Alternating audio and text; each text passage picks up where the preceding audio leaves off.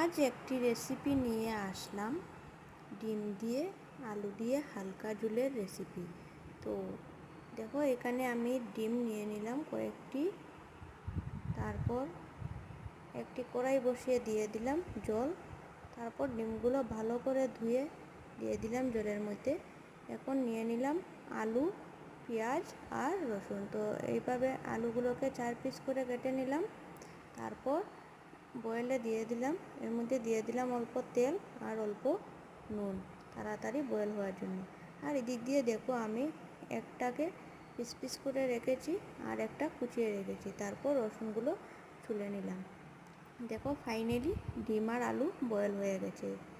তো দেখো, এখন আমি ডিমগুলো ছুলিয়ে নিলাম, তারপর আলুর চুলাগুলো ছুলিয়ে নিলাম।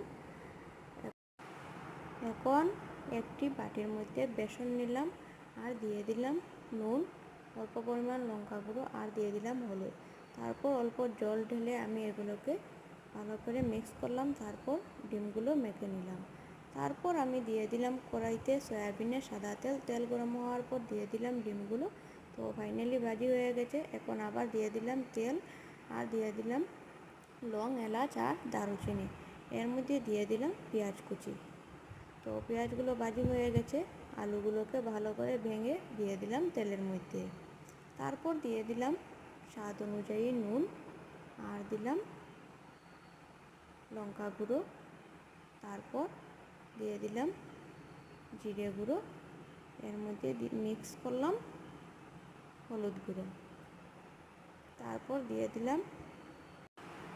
তারপর এর মধ্যে দিয়ে দিলাম গরম মশলা আর পিস করে রেখেছিলাম পেঁয়াজ আর দিয়ে দিলাম রসুন। তো এখন আমি ভালো করে আলুগুলোকে মশলার সাথে ভেজে নিচ্ছি।